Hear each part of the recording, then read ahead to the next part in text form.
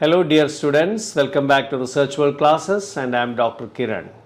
For a while we have been uploading videos for you for your class 10 examination 2026. Right now we are dealing with science topics and I have completed the chemistry part. Now we are in the biology session. We started with chapter 5 life processes and we have completed the introductory part which is available in my channel.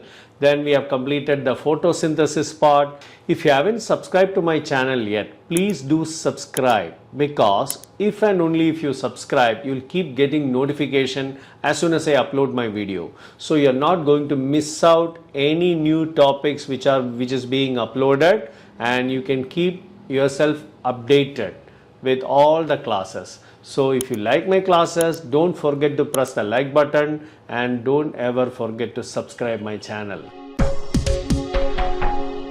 Now let's start with digestion in the small intestine. Alright. So we know that the semi-digested food which you call chyme will now enter into the small intestine through the sphincter. It's of course a regulated entry, and we know that small intestine has got three parts: duodenum, the anterior-most part closest to the stomach, duodenum, followed by jejunum. This is the duodenum, let's say. This is duodenum is followed by jejunum, and jejunum is followed by ileum. Alright, and we should know that digestion take place in the almost all the digestive process, breaking down process take place in the duodenum. In jejunum and ileum, it's mostly the assimilation, alright, absorption, assimilation or absorption, that's what take place in the jejunum and ileum. Therefore, digestion is taking place in the anterior most duodenum. And now let's see what is happening in the duodenum. Okay, so for the time being, I keep jejunum and ileum apart and I'm going to focus on duodenum. Alright, now let's look at the structure of this part. Duodenum is a relatively shorter piece of tube of the small intestine, and duodenum has got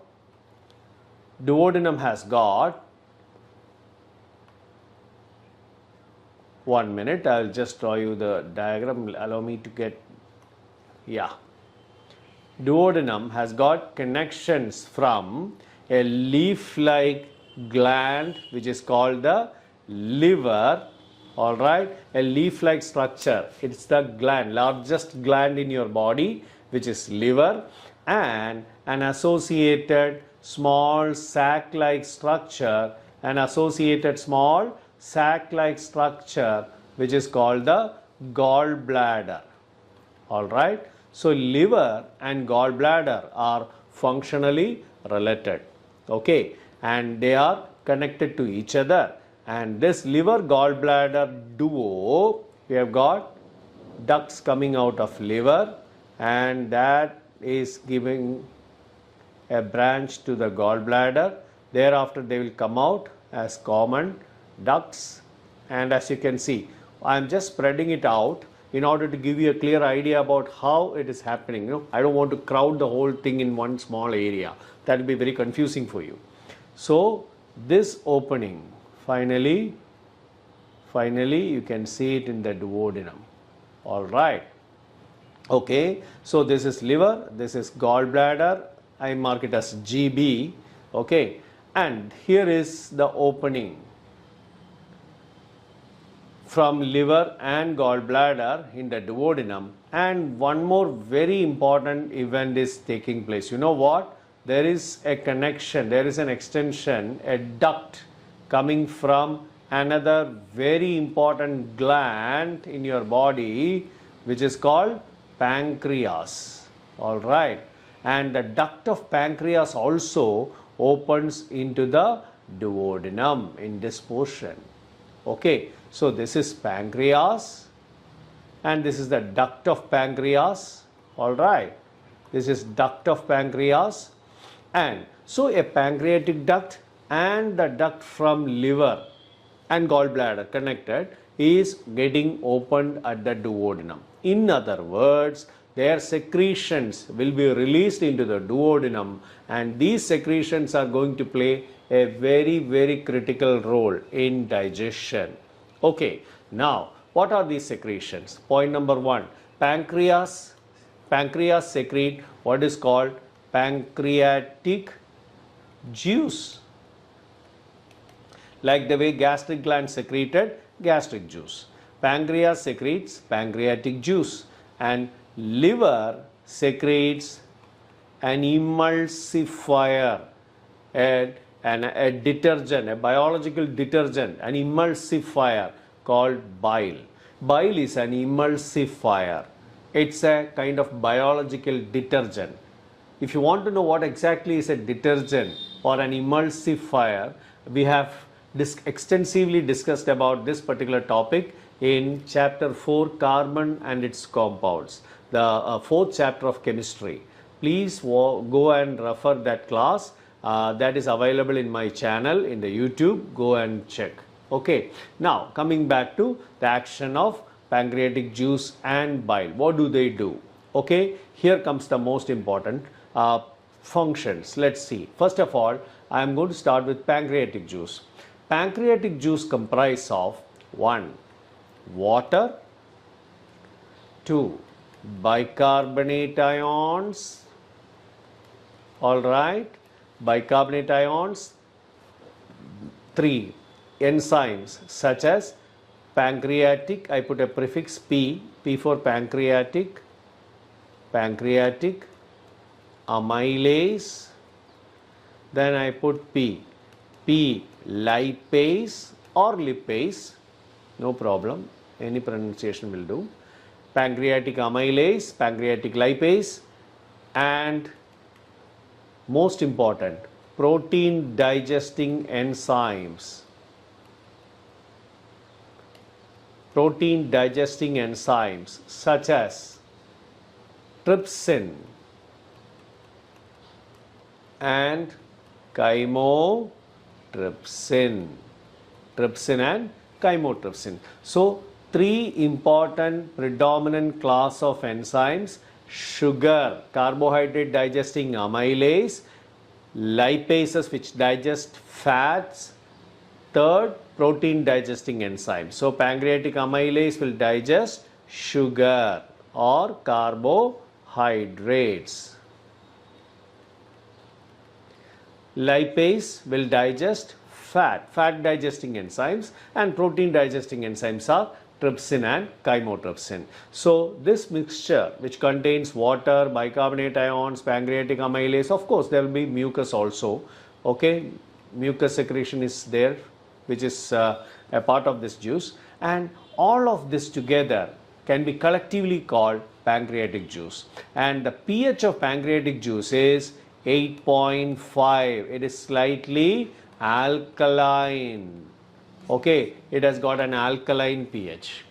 So this alkaline pH, this is pancreatic juice with alkaline pH, will be released into the duodenum, where it has already received the chyme. Acidic chyme has entered into the duodenum, and because of the mucus, the wall of the duodenum got somehow protected, but the chyme has got an acidic pH. But as soon as pancreatic juice get mixed with this chyme, because of the bicarbonate ions which can neutralize the acid, H plus ions, okay, now your chyme will get neutralized, the acidic pH get changed, and it is going to become more and more alkaline.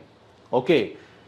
In addition to pancreatic juice, bile released from the gallbladder. I will tell you the relationship between liver and gallbladder in a while, but bile released from the gallbladder, which is also getting mixed up with the food, the chyme, which is present in the duodenum. Bile has got again an alkaline pH. pH of bile is somewhat close to 8, slightly greater than 8. That means it is again alkaline. So, alkaline pancreatic juice and alkaline bile will confer will give an overall alkaline pH for this chyme. Okay, now that the chyme is having an alkaline pH, and this pH, what is the specialty or importance of an alkaline pH? Because only in an alkaline pH these enzymes, what are these enzymes? Pancreatic amylase, pancreatic lipase or lipase, and the proteases, that is protein digesting enzymes. What are they? Trypsin and chymotrypsin. If they have to act, they need an alkaline pH. Like if pepsin has to act, it needs an acidic pH. Okay, in this case these enzymes require an alkaline pH. So this pH is conferred by bile and pancreatic juice. That is, especially the bicarbonate ions can neutralize acidic pH, and that eventually turns it into an alkaline one. Okay, so we have understood the importance of pancreatic juice and the importance of alkaline pH for the functioning of this enzyme. Now, the sugar, that is the sugar which we have consumed, will be mostly in the form of starch. Starch is a polymer of glucose. And how come we get starch? In the previous video of photosynthesis, please watch if you haven't yet. In the previous video of photosynthesis, we did talk about plant synthesized food as or in the form of starch. And we consume, whether we consume rice, wheat, millets, anything, it is all in the form of starch. And when you take in starch, the starch has to be broken down into, that starch is as I told you, the word is polysaccharide. Saccharide means sugar. Poly means many sugar, or polysaccharide. It's a polymer. And this polysaccharide will have to be broken down into short oligosaccharides. Alright, oligosaccharides. And this oligosaccharides will be eventually broken down into the simplest units called glucose. Alright, simplest units called glucose. So this breaking down is carried out by pancreatic amylase. Alright, so these amylases will carry out this function, and now this protein digesting enzymes, trypsin and chymotrypsin, they will start breaking down polypeptides into shorter peptides into free amino acid. Already pepsin has broken down some of the polypeptides into shorter peptides, and those shorter peptides will be further acted upon by this protein digesting trypsin and chymotrypsin, and they will be converted into free amino acids. Why? Amino acids are the fundamental units of proteins. In other words, when a polysaccharide is broken down, you get free glucose. Likewise, when a polypeptide is broken down, you get free amino acids. So those two macromolecules, that is carbohydrate and proteins, are taken care of. What about fats? Alright, what about fats? That's what we have to discuss now. I hope this video helped you understand the concept of nutrition in human beings. If you still have any doubt or questions, please let me know in the comments. I will try to explain those in the forthcoming videos. To get the notifications of new videos, please subscribe to my channel. If you find this video helpful, do not forget to like it, and if you think it will be useful for your friends, please share it with them. Thank you.